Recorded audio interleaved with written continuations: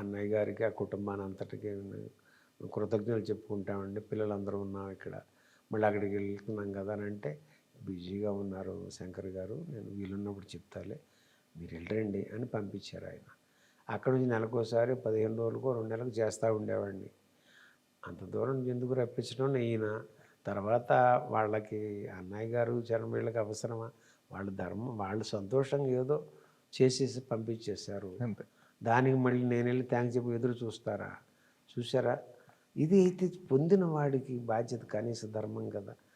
అది లోపల కొడతా తంతా ఉంది, ఎప్పుడవుద్ది ఎప్పుడవుద్దా అని. అన్‌స్టాపబుల్ రూపంలో ఆహాని హోస్ట్ చేస్తున్న ఆ బాలయ్య బాబు చేసే కార్యక్రమంలో చరణ్ బాబుని సర్ప్రైజ్ చేయడానికి ఆయన చేసిన ఎన్నో సేవల్లో ఎక్కువ శాతం పొందిన వ్యక్తులను తీసుకుంటే 10-15 మందికి పైనే ఆ లిస్ట్. అంటే అందుబాటులో ఉండేవాళ్ళే. ఇంక ఎన్నో వందల మంది ఉన్నారు, కానీ కాస్త పిలిచితే రాగలిగే వాళ్ళు అన్నట్టుగా అనుకుంటూ చేసుకెళ్ళే క్రమంలో నా పేరుని పక్కన పెట్టారంట. ఎందుకు అక్కడ నుంచి ఏం వస్తాడులే ఆయన, ఖర్చులు గిర్చులు, ఏదో షూటింగ్ లేకుండా ఉన్నాడు, ఆ అనారోగ్యం మందులకి ఇటుకని స్వామినాయుడు గారు ఆ భావన చేశారంట. చేస్తే ఆ ఇచ్చిన లిస్టులో ఎవరు అందుబాటులో అనుకూలించగా మళ్ళీ నాకు ఫోన్ చేశారు. అప్పుడు నేను మీరు వస్తున్నారంటే తప్పకుండానండి అని వచ్చి చేస్తే అప్పుడు జరిగింది.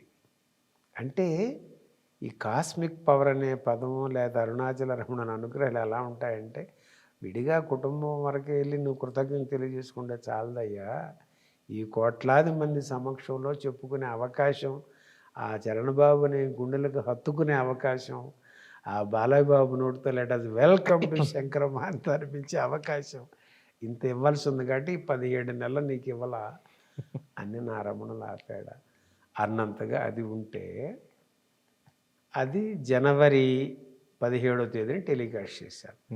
దాంతో ఒక్కసారిగా కోట్లాది మంది దగ్గరికి వెళ్ళిపోయి మన మీడియా మిత్రులందరూ దాన్ని ఇక ట్రోల్స్, రీల్స్ ఏదో అంటుంటారు కదా, అవన్నీ చేసేస్తున్నారంట.